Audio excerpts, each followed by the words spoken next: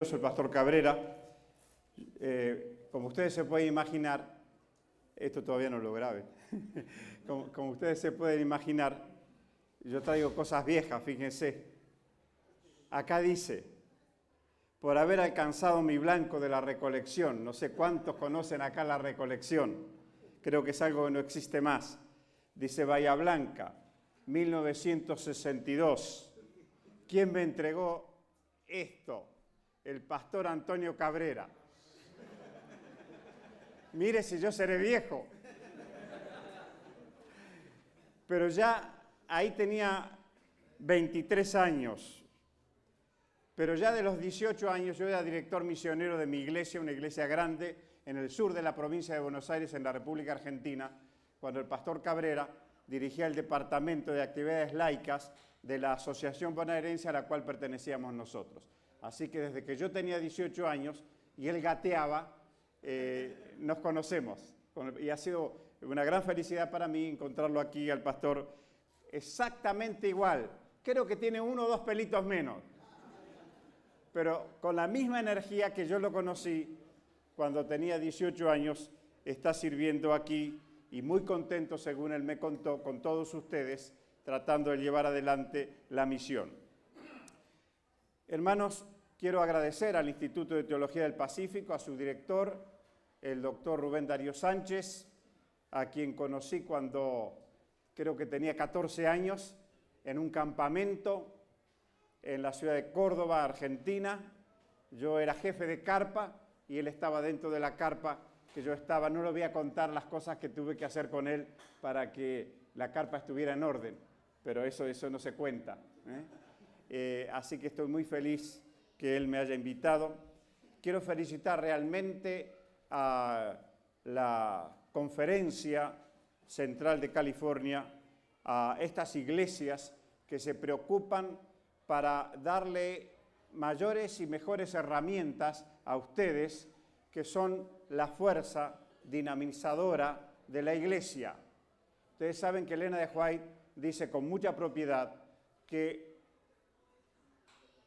las 3 manos unidas son las que van a terminar la obra. ¿Quiénes son las 3 manos? La administración de la iglesia, los obreros regulares y los laicos. Pero los últimos que van a poner el broche de oro, porque los demás, si estamos vivos, estaremos presos, serán los laicos, serán ustedes. Y entonces es interesante cuando una asociación apoya, o una conferencia, como le llaman ustedes, apoya este emprendimiento de las iglesias para darle herramientas a aquellos hermanos inquietos que podrían estar ahora recreándose, están con las familias, ¿no es cierto?, pero que durante un trimestre dedican su tiempo, sus recursos para capacitarse. Y quiero agradecer también, este es entonces el 3er libro, que todavía no está en el currículum, y que me lo publica esta institución, que es el Instituto de Teología del Pacífico, que se llama Nuevo Orden Mundial, Posmodernidad y Fin de la Historia. Vamos a necesitar este libro, hermanos, para la evaluación. Aquí yo les voy a mostrar cuál es el plan del libro. El plan del libro, en el original se llamaba el Nuevo Orden Mundial y Fin de la Historia, pero le hemos agregado una parte que es la posmodernidad, hemos actualizado algunos contenidos y el libro ahora se llama Nuevo Orden Mundial, Posmodernidad y Fin de la Historia. El plan del libro es este. Estos 2 puntos primeros los vamos a tratar esta noche. No vamos a tratar estos puntos, vamos a tratar el punto 3 en este curso.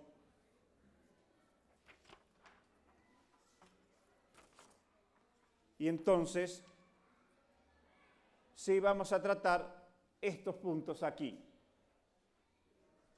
El fin de la historia lo van a trabajar ustedes como tarea extraáulica. Va a formar parte de la evaluación. Tenemos que decidir cuándo tomamos la evaluación. Yo diría que entre esta noche que se van de aquí y mañana que vienen, en principio habría para leer de la página 118 a la 174, pero creo que es mucho. Pero por lo menos es importante que tengan el libro, porque vamos a hacer la evaluación en lo posible, o por lo menos una parte de la evaluación la vamos a hacer aquí adentro, pero vamos a necesitar el libro. No importa si no pueden leer todo, pero por lo menos que sepan dónde están las cosas. Ya ustedes se dan cuenta la idea que vamos a tener de la evaluación. Luego hay tres documentos que vamos a necesitar, que también los están duplicando, van a estar para mañana a la mañana. Esos tres documentos tienen que ver con, si ustedes miran el programita que tienen en la mano, el punto 1.8 dice algunos problemas filosófico-históricos. Algunos problemas filosófico-históricos. ¿Cuáles son esos problemas? Las concepciones cíclicas o circulares de la historia, la dualista, la lineal, eso lo vamos a ver aquí en clase. Pero lo que tiene que ver con el fin de la historia,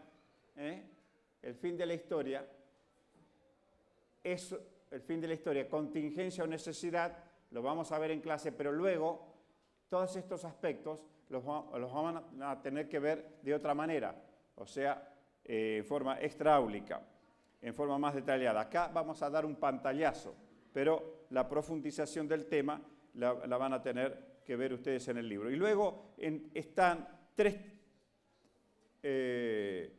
documentos, que son 6 hojas en total, para ver el pensamiento histórico en el Antiguo Testamento, la soberanía de Dios en la historia y el pensamiento histórico del Nuevo Testamento. Esos tres documentos van a estar mañana a la mañana, los están duplicando en una imprenta en este momento.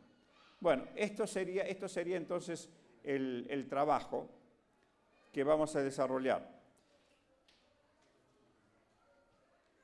Estábamos allí, en este lugar tan lindo de la Florida, que no es Miami, y ya me olvidé cómo se llama, a ver si me ayudan, Orlando, y entonces un pastor me preguntó, ¿qué es eso del nuevo orden mundial, el fin de la historia, la posmodernidad? ¿Para qué eso? Y tiene razón, yo creo que es bueno preguntarse.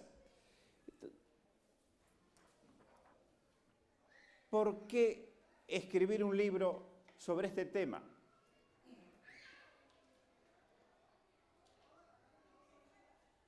Hoy estaba en la clase de escuela sabática muy buena. Yo me pregunté, dijeron que era el suplente, le llamamos allá suplente, no sé acá cómo se llama. Si el suplente es así, dije yo, ¿cómo será el titular? Me gustaría venir un sábado que esté el titular de la clase, porque dio una muy buena clase. Y una hermana dijo que estábamos, como dijo el pastor Alejandro Brullón, que estaban un poco dormidos, calentando bancos, y esta hermana aportó diciendo que estaba preocupada por tanta gente pobre que hay que atender. Y yo creo que está bien, hay que atender a la gente pobre. Pero saben, hermanos, que hay un sector también de los no alcanzados. La Iglesia Adventista tiene varios desafíos por delante todavía, y es bueno que haya desafíos por delante, porque si todos estuvieran resueltos, ¿para qué estamos aquí? Pero hay varios desafíos. Hay que trabajar por varias comunidades. Por ejemplo, se ha trabajado muy poco por los islámicos. Yo sé que en este país es mala palabra, pero son nuestros hermanos también. Hay que trabajar todavía, aunque se ha trabajado desde hace años, pero muy poquito, con poco resultado, por los islámicos. Es una gran comunidad en el mundo entero. Hay que trabajar por los judíos. Es un desafío que está por delante. Sé que en Miami hay una comunidad adventista judía. También los hay en Buenos Aires y en otras partes, pero hay que trabajar por ellos. Elena de White dice que hay que trabajar por ellos. Hay que trabajar, y acá viene, por supuesto, por otras etnias. Hay que trabajar por todo el Oriente. Imagínense ustedes, los seguidores de Confucio, los que siguen la religión el zenismo, o el zen con Z, el hinduismo, el brahmanismo. Imagínense ustedes los desafíos que tenemos por delante. Pero aún en Occidente tenemos desafíos que no hemos atendido adecuadamente. ¿Hay que trabajar por los pobres? Por supuesto que sí. Pero yo siempre me he preguntado desde hace muchos años y he tenido lindas discusiones con los evangelistas. Hay que trabajar por los no alcanzados. ¿Y quiénes son los no alcanzados? Son estos que hemos mencionado, pero también son los ricos. ¿O ustedes creen que los ricos no necesitan a Cristo? ¿O ustedes creen que por los ricos no murió Jesús? Pero es evidente que no es tan fácil trabajar por los ricos. Y yo me propuse entonces preparar este material para alcanzar a un sector de los no alcanzados, que son los ricos.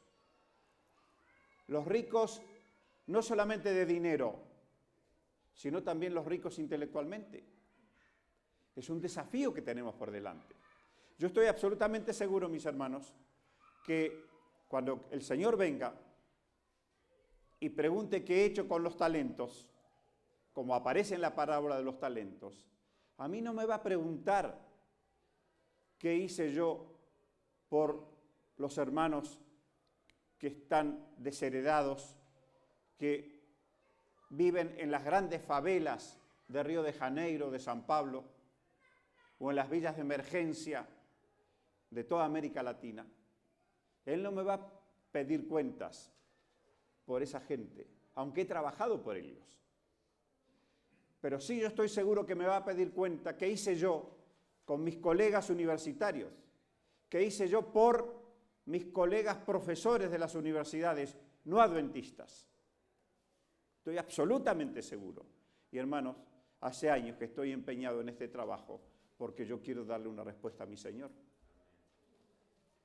Y ustedes que están recibiendo una capacitación superior al promedio de los hermanos de la Iglesia, también estarán capacitados para atender a ese sector de los no alcanzados y dar respuesta ante las inquietudes que ellos tienen, que son las mismas necesidades que tenemos todos, no son diferentes. Lo que pasa es que el abordaje para trabajar por ellos es diferente. Y eso es lo que nos hemos propuesto al preparar este material. Cuando se presentó en la Universidad Adventista del Plata en 1994 la edición conocida como Nuevo Orden Mundial y el Nuevo Orden Mundial y el fin de la historia, yo invité a algunos amigos, por supuesto no adventistas, vinieron muchos profesores, llevaron el libro y un día las dos personas de más edad que estuvieron en la presentación del libro me dijeron: profesor, se ve que habían leído el libro, me dijo: profesor, pero usted deja la resolución de los problemas en manos de Dios.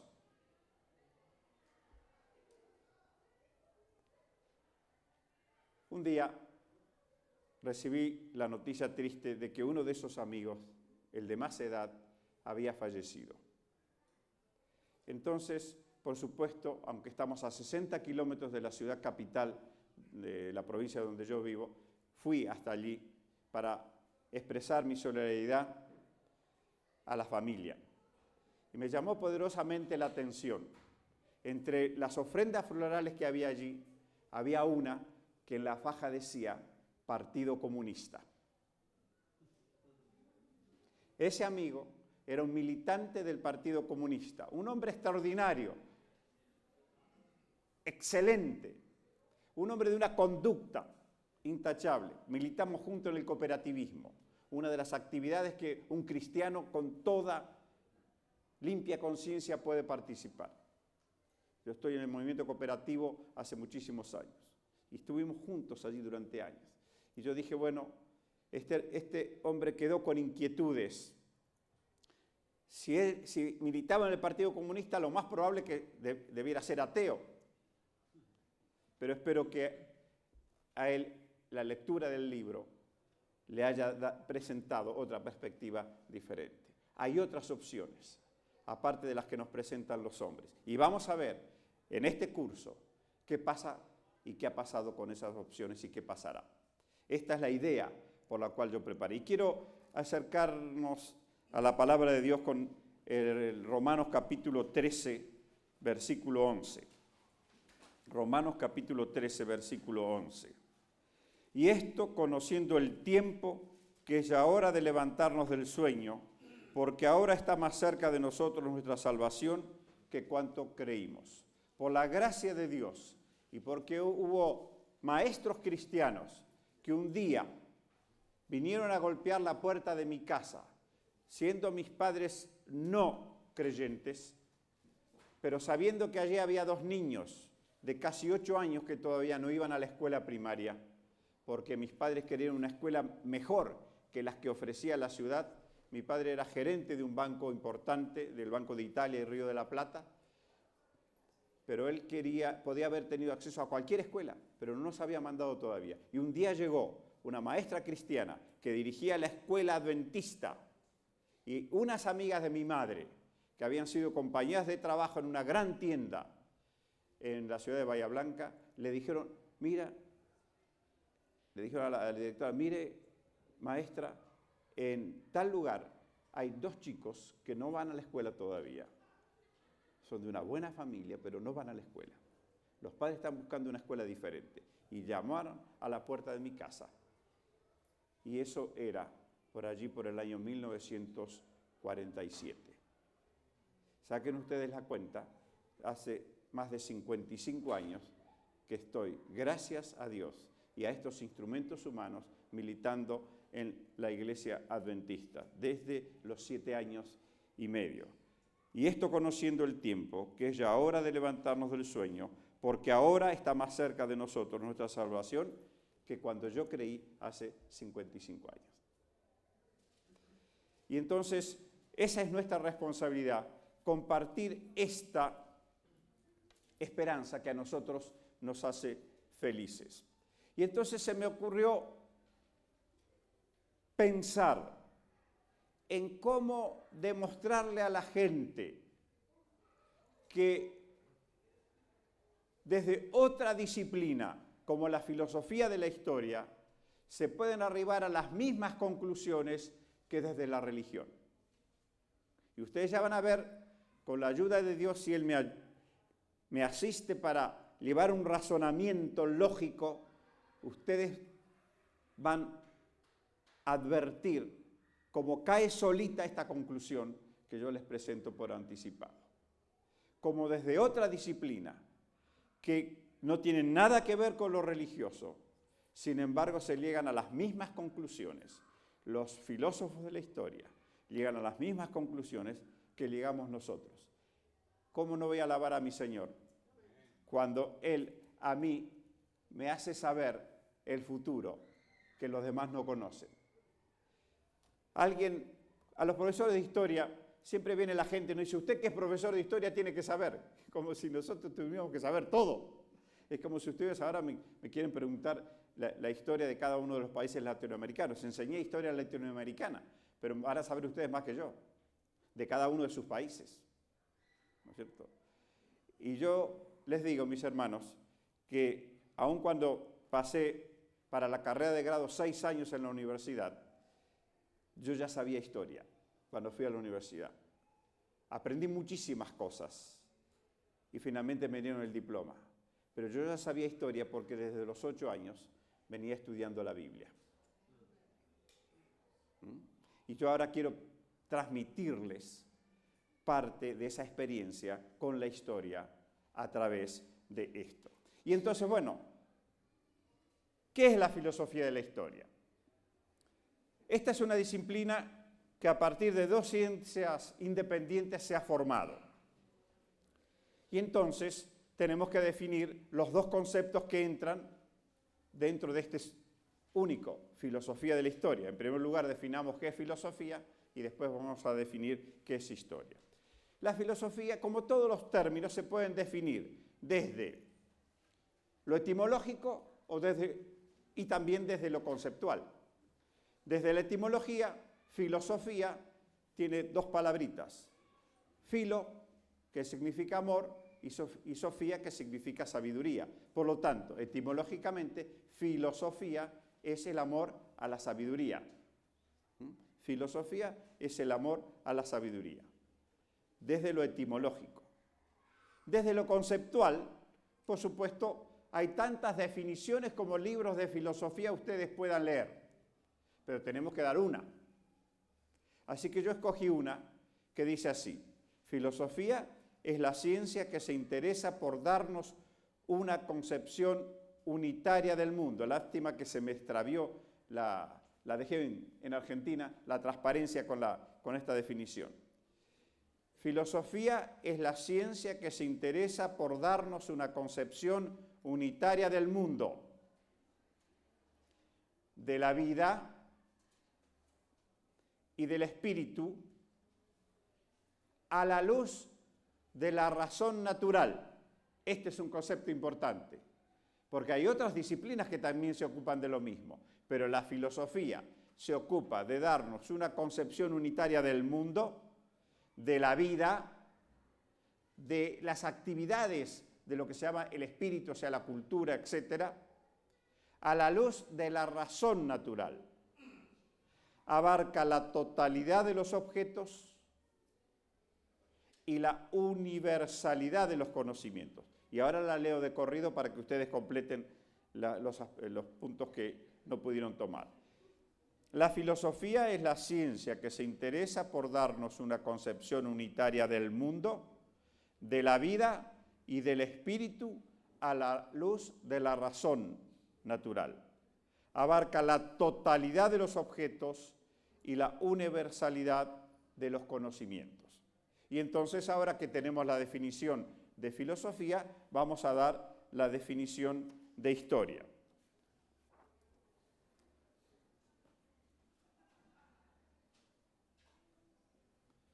Hay un famoso historiador llamado Marc Bloch, es un historiador belga que lamentablemente cayó prisionero de los nazis y fue fusilado poquito antes que liberaran a los presos de ese campo de concentración.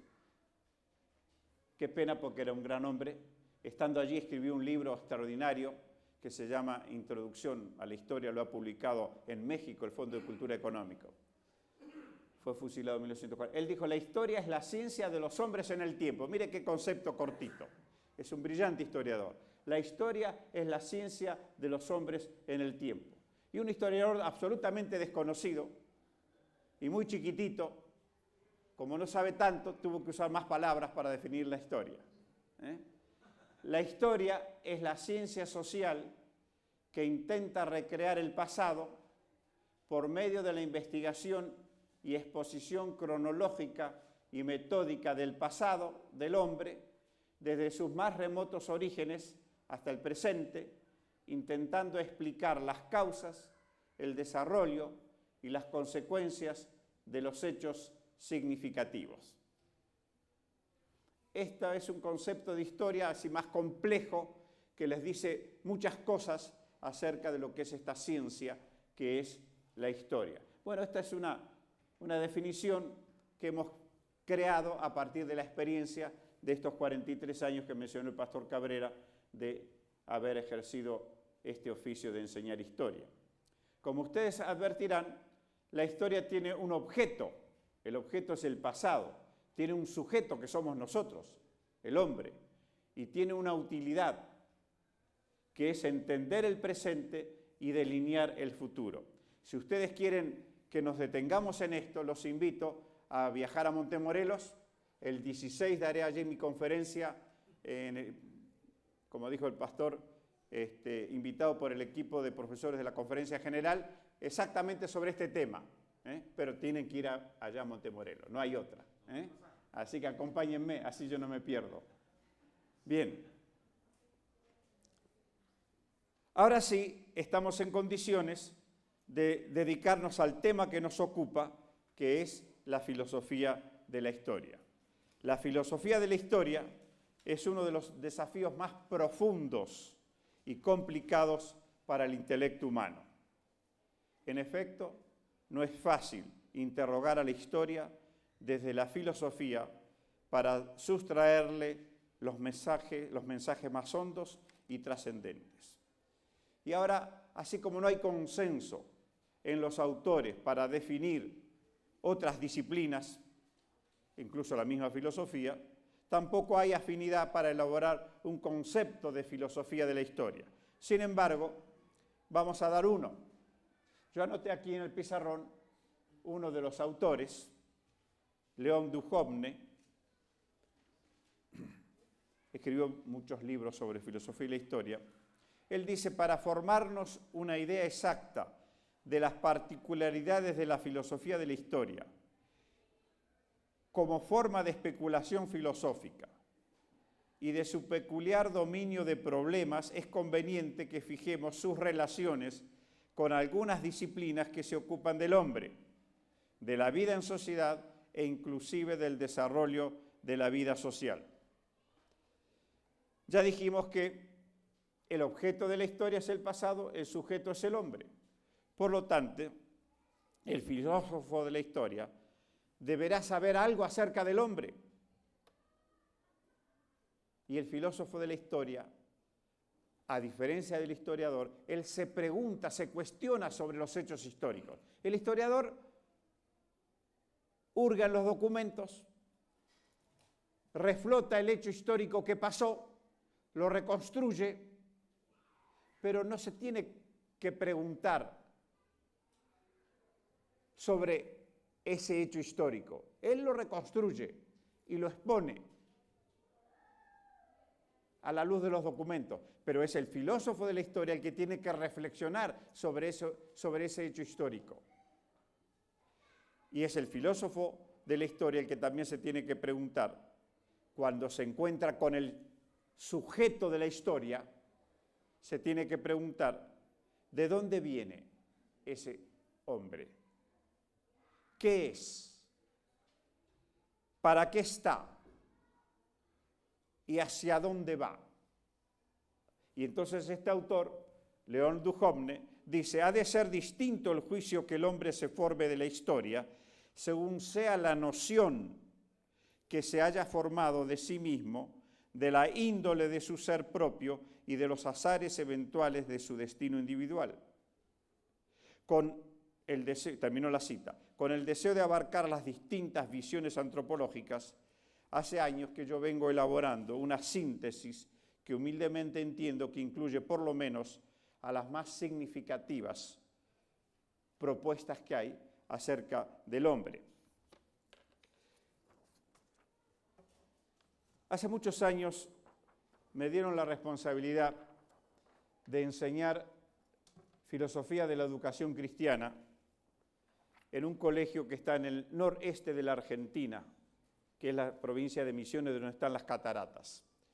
Tenía que enseñar esta materia para alumnos que se iban a graduar de maestros para lo que entonces era la enseñanza primaria. Y había que darles una noción de todas las corrientes filosófico-pedagógicas que están debajo de las teorías educativas. Nada es casual, sino que todo responde a una idea. Debajo de todo sistema hay ideas. Y yo quería mostrarles esas ideas panorámicamente a mis alumnos. Y se me ocurrió entonces estructurar esta disciplina mostrándole todas las corrientes filosófico-pedagógicas existentes hasta entonces. Y después de estudiarlas, llegué a una conclusión. ¿Cómo las puedo sintetizar? Yo no estaba dando una materia para formar filósofos de la educación. Sencillamente estaba dando una materia para formar maestros, pero que tenían que tener alguna noción de la filosofía de la educación. Y después de estudiar esto, llegué a la conclusión que nosotros podemos agrupar todas las corrientes filosóficas en dos grupos. Las naturalistas, o el naturalismo, y el sobrenaturalismo. Y aquí está la diferencia. ¿Qué es el naturalismo? El naturalismo es la doctrina que no admite nada fuera de la naturaleza. Prescinde del orden sobrenatural. El sobrenaturalismo es la doctrina que reconoce un orden trascendente a la naturaleza. Ahora, ¿cuál es la diferencia? La diferencia es abismal.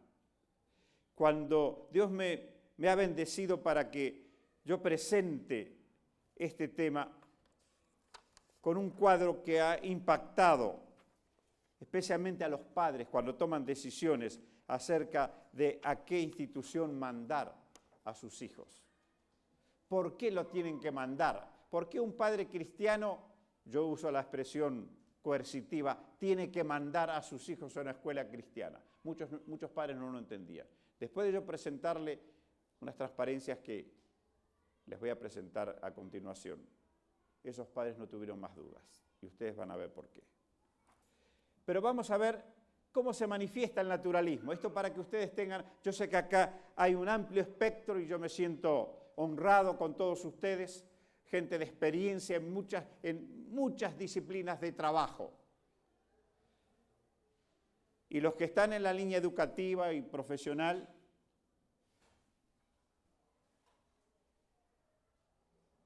van a tal vez sorprenderse. Dentro del naturalismo yo he englobado todas estas expresiones. El cientificismo y las expresiones del cientificismo está el neoevolucionismo, por ejemplo, autores rusos como Parín, los genetistas psicológicos, los reflexólogos, los behavioristas o conductistas, la escuela de Watson, la escuela de Chicago, los gestaltistas, los psicoanalistas, la psicología experimental, los paidocentristas y los funcionalistas. También dentro del naturalismo está el positivismo, fundado por Comte, ¿no es cierto?, por allí por 1848. El materialismo, con Carlos Marx, por ejemplo. El individualismo, que hoy predomina, especialmente en el mundo occidental y llamado cristiano. Y el socialismo, que ahora está bastante decaído después de la caída del muro de Berlín. Pero esas son expresiones del naturalismo. Expresiones del naturalismo. Quiere decir que acá estamos englobando prácticamente todas las corrientes de pensamiento conocidas.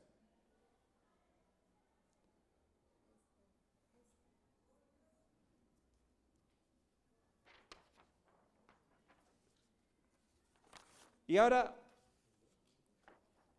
dijimos que todo hombre, cualquiera fuere su posición frente al mundo, sea creyente o ateo, sea que adhiera al capitalismo o a cualquier otra expresión económica, tenga la función en la vida que tuviere, no puede prescindir de hacerse estas preguntas. No puede. Incluso el hombre posmoderno, y eso lo vamos a ver mañana.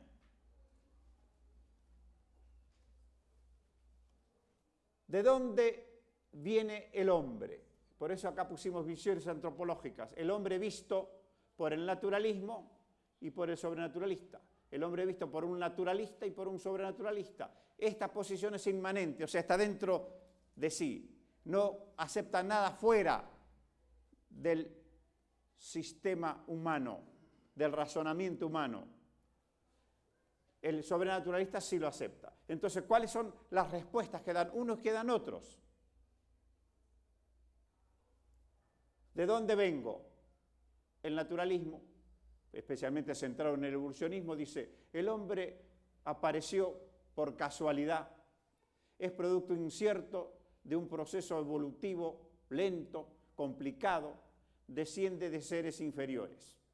La respuesta que da el sobrenaturalismo dice, el hombre es divino, Dios lo creó, y no es producto de la casualidad, sino fruto de un plan inteligente.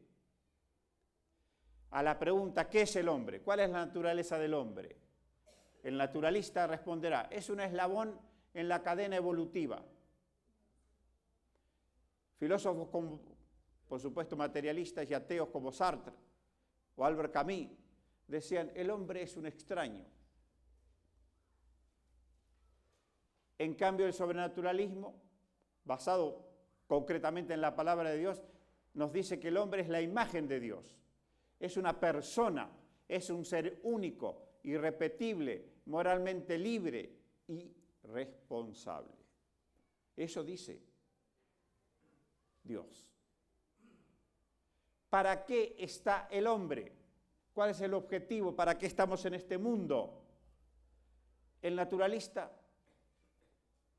el humanista no creyente, dice, está para conservarse, está para reproducirse, está para competir.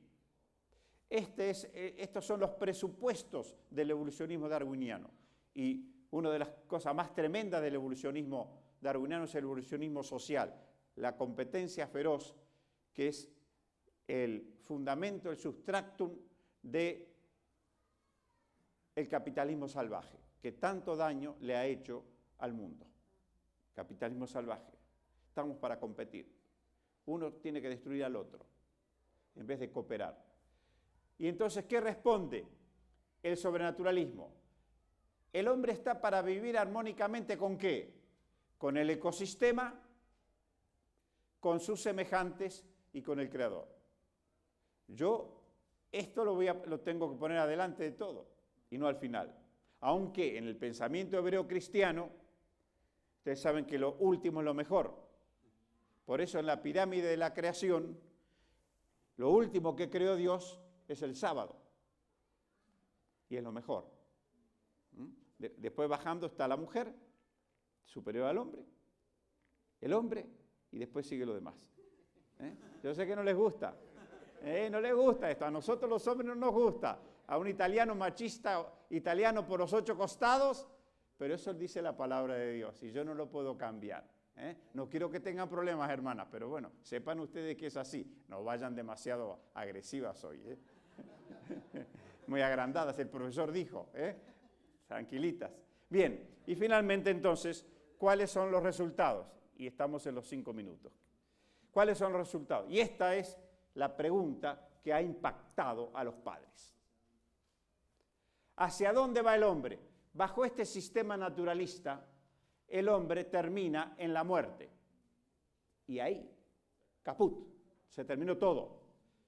Dice Sartre y Camus, Albert Camus y Jean-Paul Sartre, estos filósofos ateos, existencialistas, dicen, nacemos para morir. En cambio, nuestra postura sobrenaturalista, cristiana, bíblica y adventista es que nacemos para vivir plenamente aquí y ahora. Aunque los demás nos quieren pintar este mundo como algo muy triste y a veces los adventistas compramos ese mensaje, esta vida merece ser vivida porque tenemos una misión que cumplir. Pero también se nos dice que vamos a vivir plenamente después de esta vida terrena. Y no es que creamos en la inmortalidad del alma. Este es otro tema que lo vamos a ver después. ¿Estamos en tiempo, pastor? Muchas gracias.